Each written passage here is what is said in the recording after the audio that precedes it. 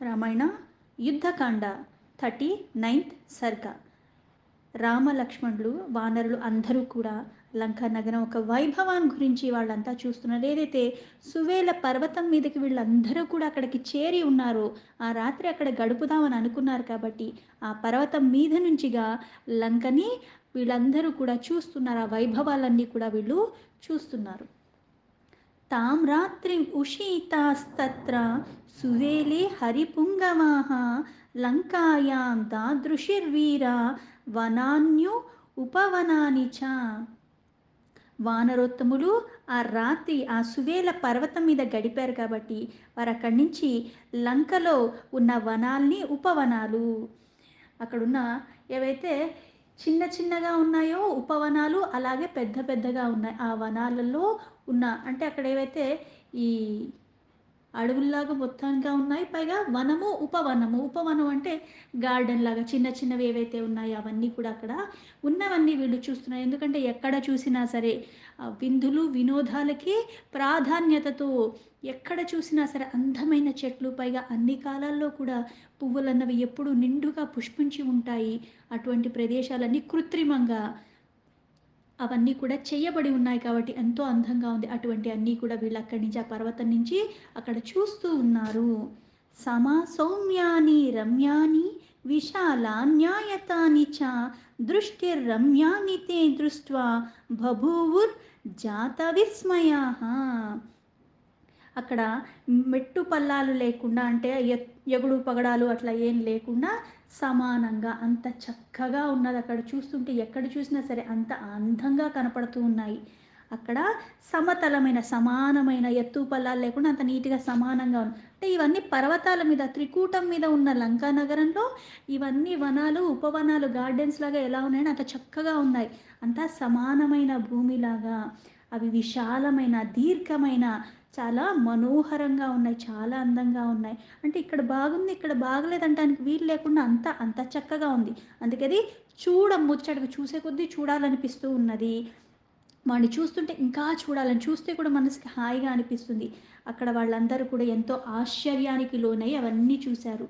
మనకి కొన్ని కొన్ని చెప్తూ ఉంటారు, మనం ఉండే ప్రదేశం మన మీద ప్రభావం చూపిస్తూ ఉంటుంది. మన ప్రభావం మన చుట్టుపక్కల వాళ్ళ మీద ఎలా అయితే చూపిస్తూ ఉంటుందో, అందమైన ప్రదేశంలో ఆహ్లాదకరమైన వాతావరణం ఉన్నప్పుడు మనసు అన్నది కొంచెం చంచలత్వానికి దూరంగా ఉంటుంది.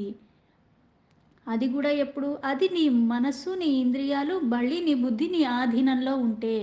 తపస్సు చేసుకునే వాళ్ళందరూ కూడా ఎక్కడికి వెళ్తారు, ఎక్కడైతే మనుషులు లేకుండా కాస్త ప్రశాంతమైన వాతావరణం ఉంటుందో, ఇలా హిమాలయాలకు వెళ్ళిపోవటం, లేకపోతే ఇట్లాంటి వనాలకు వెళ్ళిపోవటం చూస్తూ ఉంటాం. అయితే ఈ లంకా నగరం ఇంత అందంగా అద్భుతంగా ఉన్నది. అక్కడ వాళ్ళకి మళ్ళీ ఏదైతే క్రూర స్వభావం ఉన్నదో వాళ్ళకి మళ్ళీ విందులే ప్రాధాన్యంగా, భోగాలకి మళ్ళీ నృత్యాలకి ఇన్ని కళలకి కూడా ఎక్కడికి పడితే అక్కడ చేయటానికి కాకుండా దేనికి దానికి మళ్ళీ ప్రత్యేకంగా అంత అందంగా ఎక్కడ పడితే అక్కడ చేసున్నాయి. ఈ భోగాలే ప్రధానంగా. ఎందుకు, రావణాసుడికి భోగాలలో మత్తులో తూలేవాడు కాబట్టి దానికి తగ్గట్టుగానే అవన్నీ కూడా తను అవన్నీ ఆస్వాదించటానికి పెట్టుకున్నాడు. ఎక్కడ చూసినా సరే చాలా అందంగా ఉన్నది. చంపకాశోక పున్నాగా సాలతాల సమాకుల తమాల వన సంచన్న నాగమాల సమావృత హింతాల్యేహ అర్జునేర్ నీప్యేహ సప్త పర్ణేశ్చ పుష్పిత్యేహ తిలక్యేహ కర్ణికారేశ్చ పాటలేశ్చ సమంతతః. అంటే అక్కడ ఏవైతే పువ్వులు ఉన్నాయో ఎలా ఉన్నాయంటే సువాసన భరితంగా ఉన్నాయి. అంటే ఏవైతే మనకి ఇంద్రియాలని చెప్తారో ప్రధానంగా ఈ జ్ఞానేంద్రియాలు, అంటే చూడటానికి కళ్ళకి చాలా అందంగా కనపడుతున్నాయి. రంగు రంగులు, అసలు ఈ వర్ణం లేదు ఈ రంగు లేదంటానికి వీలు లేకుండా, పైగా ఆకులు కూడా పచ్చగా నిండుగా ఉన్నాయి. పువ్వులు కూడా ఏంటి ఉన్నాయంటే సువాసన, కొంచెం దూరం నుంచే మనకి వాసన తెలిసిపోతూ ఉంటుంది. అటువంటి చెంపక, అశోక, పున్నాగ అటువంటి పూలతో నిండుగా పుష్పించిన ఆ చెట్లన్నీ మద్ది చెట్లతో చాలా వ్యాపించి ఉన్నాయి. అంటే ఎక్కడ చూసినా ఉన్నవి. కానుగ తోటలో నాగకేసరి తోడుగా ఇక్కడ నిండిపోయి ఉన్నాయి. అక్కడ బాగా విరబూసిన గిరిక తాటి, తెల్లమద్ది, కడిమి, ఏడాగుల పొన్న చెట్లు, ఇలా ఇన్ని చెట్లతో అవి విలసిల్లుతూ ఉన్నది. ఇన్ని చెట్లున్నాయి, చెట్లకి మళ్ళీ నిండుగా పువ్వులున్నాయి. ఎక్కడ చూసినా సరే అవి మళ్ళీ ఆకులతో మళ్ళీ ఈట్లికి కూడా మళ్ళీ లతల్లాగా పాకుతుండి అవి కూడా ఎక్కడ చూసినా సరే అంత అందంగా ఉన్నది. శుశుభే పుష్పితాగ్రైశ్చ లతా పరిగేత్యేద్రుమేహ లంకా బహువిద్యేర్దివ్యేహ యతీంద్రస్య అమరావతి. అంటే అక్కడ ఎక్కడ చూసినా సరే ఇంత చక్కగా పూలతో సువాసనతో కళ్ళకి పైగా సువాసనలు ఇక బొట్టుగా అలాగే గన్నేరు పూలు గులాబీ పూలు పూల చెట్లు కలకల్లాడిపోతూ ఉన్నాయి. అక్కడున్న ఎన్నో రకాల దివ్య వృక్షాల తీగలు కూడా చాలా దట్టంగా అల్లుకుని ఉన్నాయి. ఆ చెట్ల పైన కూడా బాగా వికసించిన పూలు కళ్ళకి చాలా బాగా కనిపించేలాగా ఉన్నాయి. ఎంతో సుశోభితమైన ఆ లంక ఇంద్రుడికి అమరావతి ఎలా ఉన్నది అలా ఉన్నది, ఇక్కడంతా విరాజిల్లుతూ ఉన్నది. విచిత్ర కుసుమోపేత్యై రక్తకోమలపల్లవ్యైః శ్వాధ్వలైశ్చ తథా నీల్యైః చిత్రాభిర్వనరాజిభిః గంధాఢ్యన్యాభిరమ్యాని పుష్పాణి చ ఫలాని చ ధారయంత్యాగమస్తత్ర భూషణానీవ మానవాః. అక్కడ బారులు తీరి ఉన్న వనాలు చిత్ర విచిత్రంగా పూలతో ఎంతో అందంగా ఉన్నాయి. అంటే ఎక్కడ చూసినా సరే అవి అంటే పెద్ద పెద్ద చెట్లు ఉన్నాయి. చెట్లకి మళ్ళీ లతల్లాగా అల్లుకుని ఉన్నాయి. ఎక్కడ చూసినా సరే ఆకులు ఉన్నాయి. పైగా ఆకుల్ని కప్పేస్తున్నట్టుగా పువ్వులు కూడా ఉన్నాయి. పైగా సువాసనలతో ఉన్నాయి. పైగా చిగుర్లు కూడా వస్తుంటే అంత చక్కగా ఎప్పుడు పచ్చ పచ్చగా ఉన్నట్టుగా ఉన్నది. అందుకు నా వనాలంతా కూడా చాలా విచిత్రమైన అంటే ఇటువంటి పూలు ఇంకెక్కడ చూసుండవు. అటువంటివన్నీ కూడా అక్కడ ఉన్నాయి. మృదువైన ఎర్రని చిగురుటాకులు తోడులుగా నీలవర్ణంలో శోభాయమానంగా ఉన్న అక్కడ అందంగా కనపడుతున్నాయి. అక్కడ చెట్లు కూడా వాసనతో ఉన్నాయి. గుబాళిస్తుంది. ఆ పువ్వుల వాసన అంతా అది పరిమళాలు అంటే ఇక్కడ ఏమైంది కంటికి కనపడుతున్నాయి. అలాగే వాసన ముక్కుకు తెలుసు. అలాగే గాలి ఈ వాసనని మళ్ళీ అంతా కూడా వ్యాపింప చేసేలాగా అనిపిస్తూ ఉన్నది. మధురమైన పళ్ళు మానవులు ఆభరణాల్లాగా ధరించి ఉన్నాయి. అంటే ఆభరణాలు ఎలా అయితే నిండుగా వేసుకుని ఉంటాం ఆ చెట్లకి ఎలా ఉన్నాయి పళ్ళన్నీ కూడా అక్కడక్కడా కాకుండా చెట్టంతా ఉన్నట్టుగా అంత నిండుగా ఉన్నాయి ఆ పళ్ళన్నీ కూడా. తచ్చేత్రరారధసంకాసం మనోజ్ఞం నందనోపమం వనం సర్వరుక్తం రమ్యం శుశుభేష్పట్పదాయుతం. అక్కడ వనాల్లో అన్ని ఋతువుల్లోనూ పుష్పిస్తాయి. మనకి మామూలుగా కొన్ని కొన్ని ఎలా అంటే కొన్ని సీజన్స్లో దొరికినవి వేరే సీజన్స్లో దొరకవు, పువ్వులు కానీ పళ్ళు కానీ. కొన్ని కొన్ని ఋతువుల్లోనే కొన్ని మనకి దొరుకుతాయి. కానీ ఇక్కడ అన్ని ఋతువుల్లోనూ పూస్తాయి. పైగా ఆ మకరంధములు గొర్రెల్లటానికి అక్కడ తుమ్మెదలు కూడా ఆ పువ్వులు నిండుగా ఉన్నాయి అంటే ఎలా అయితే తుమ్మెదలు వస్తూ ఉంటాయి అవి కూడా శోభాయమానంగా ఉన్నాయి. వాటి శోభ చూస్తూ ఉంటే కుబేరుని చైత్ర రథము ఇంద్రుడి ఒక నందనవనంలా చూసినట్టుగా వాటిని గుర్తు చేసేలాగా తలిపింప చేసేలాగా చాలా దర్శనీయంగా, దర్శనం అంటే చూడటం, పైగా దర్శనీయంగా ఉంది అంటే ఎంత చూస్తే అంత చూడాలనిపిస్తుంది. అక్కడి నుంచి దృష్టి మరల్చనీయకుండా అంత చక్కగా అవన్నీ ఉన్నాయి. నత్యూహ కోయిష్టిభక్యేహ నృత్యమానైశ్చ బర్హిభిః ఋతం పరభృతానాం చ శుశ్రువుర్వననిర్ఝరే. ఆ వనముల్లో ఆ సెలయేర్లు అంటే ఏదైతే వాటర్ ఫాల్స్ లాగా ఉంటాయో అలాంటివి ఉన్నాయి. మళ్ళీ పాండ్స్ లాగా ఇవన్నీ కూడా చూడ ముచ్చటగా ఉంది లంకానగరము.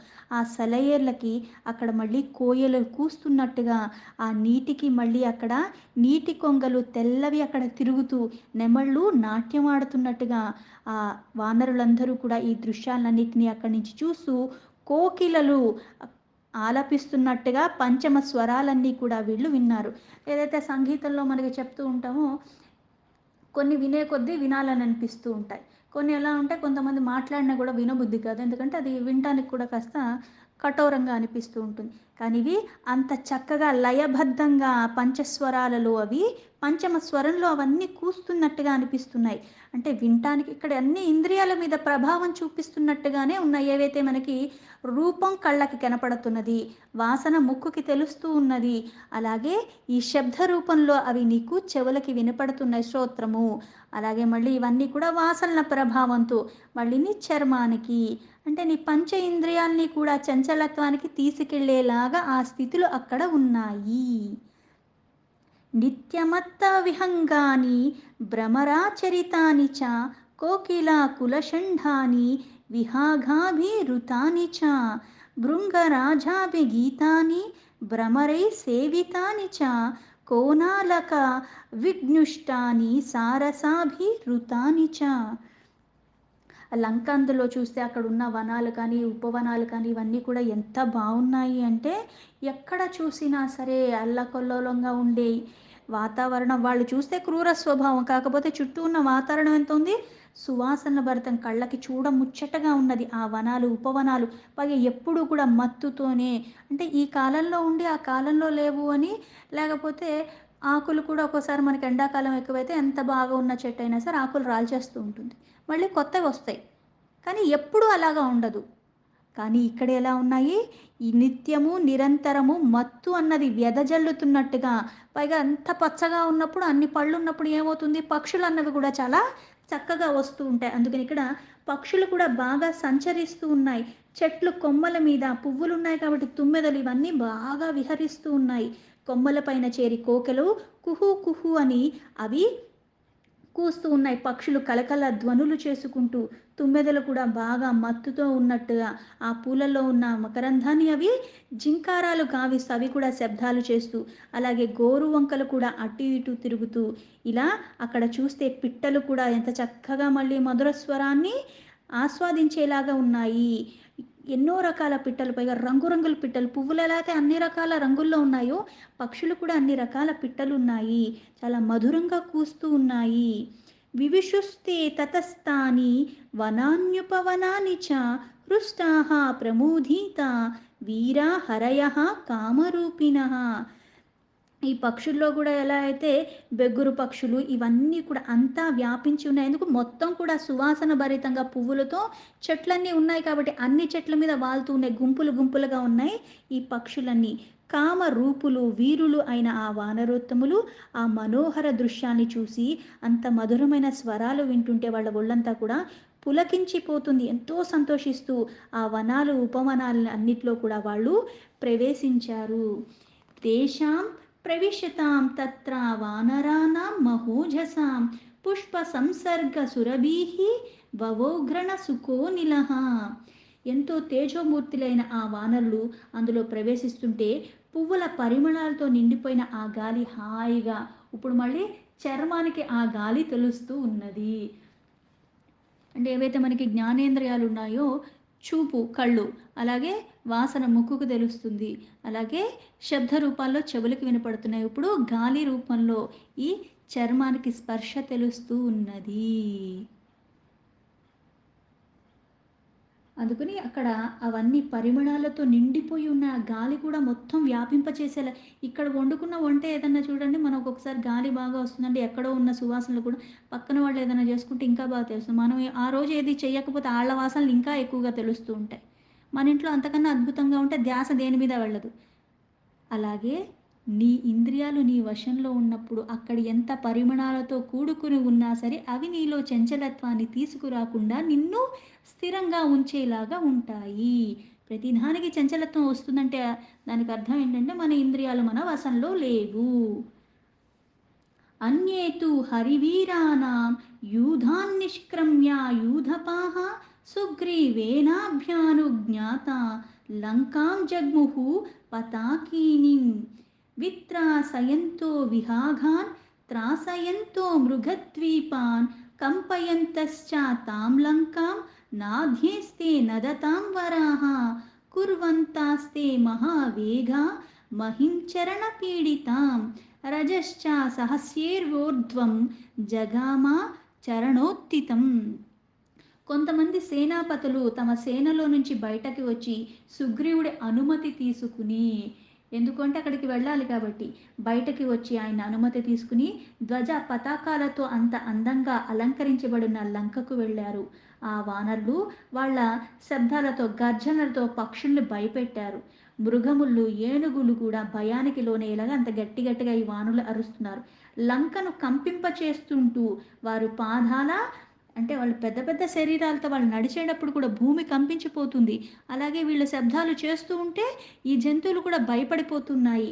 అందుకని భూమి కూడా కంపించిపోతుంది, దుమ్ములు పైకి చెలరేగుతూ ఉన్నాయి. ఎలా అయితే హనుమంతుడు వెళ్ళేటప్పుడు ఎవరికీ ఏమీ తెలియకుండా శబ్దాలు రాకుండా వెళ్ళాడు. కానీ ఇక్కడ వీళ్ళందరూ వెళ్ళేటప్పుడు ఎలా చేస్తున్నారు? అరుచుకుంటూ వెళుతున్నారు. అంటే యుద్ధానికి సిద్ధపడి ఉన్నప్పుడు భయపడాల్సింది, దొంగదారిలో వెళ్ళాల్సిన అవసరమే లేదు.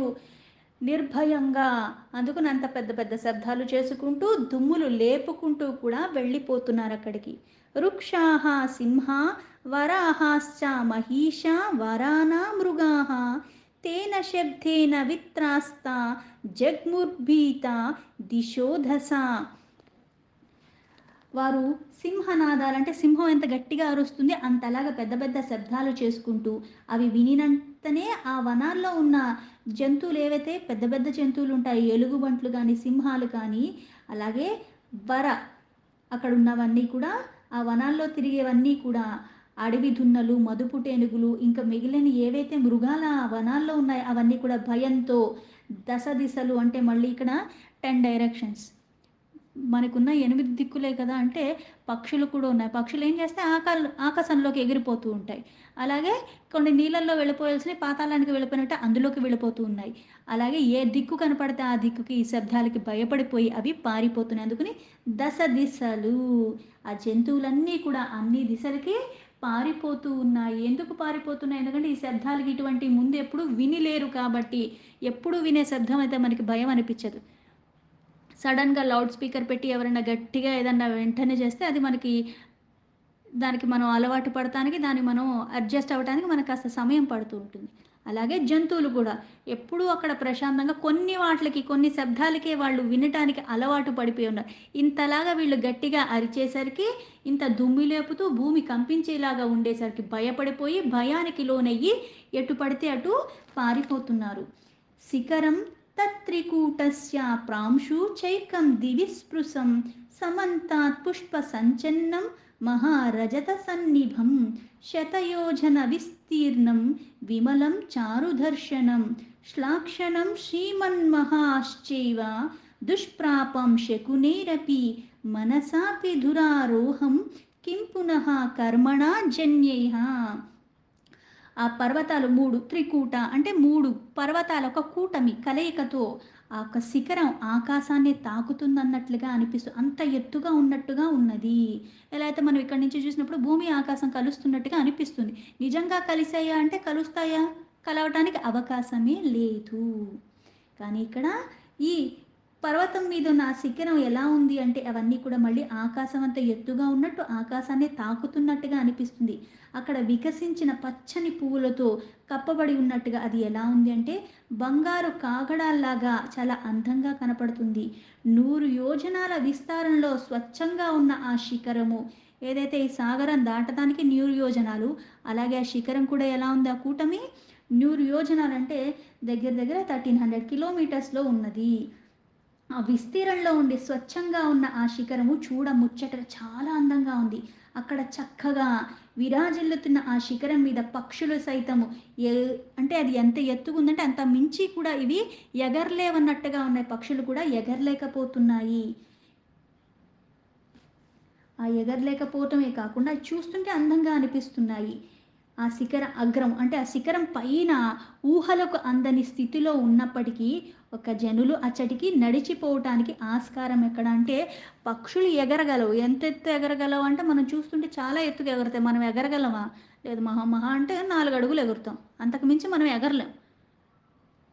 అయితే ఇక్కడ ఆ పక్షులే ఎగరటానికి వీలు లేకుండా అంత ఎత్తున అంటే నిజంగా అక్కడ అయిపోయింది. ఇప్పుడు సీలింగ్ ఉందంటే దాన్ని దాటి మనం వెళ్ళగలమా? అది తగులుతూ ఉంటుంది. అలా అనిపిస్తుంది. ఇక మనుషులకు అక్కడికి వెళ్ళటానికి ఆస్కారమే లేదు. ఈ పక్షులే అక్కడికి అంతకు మించి ఎగరలేకుండా ఉన్నాయి. ఇంకా నిజంగా అక్కడికి ఎవరన్నా వెళ్ళగలరా అంటే అంత అద్భుతంగా ఉన్నది. పక్షులే అక్కడికి వెళ్ళలేకపోతున్నాయి. ఇంకా మనుషులకి అసలు ఆస్కారమే లేదు. అవకాశమే లేదు. దీంతో రామాయణ యుద్ధకాండ 39 సర్గాలో 19 శ్లోకాస్ సంపూర్ణం.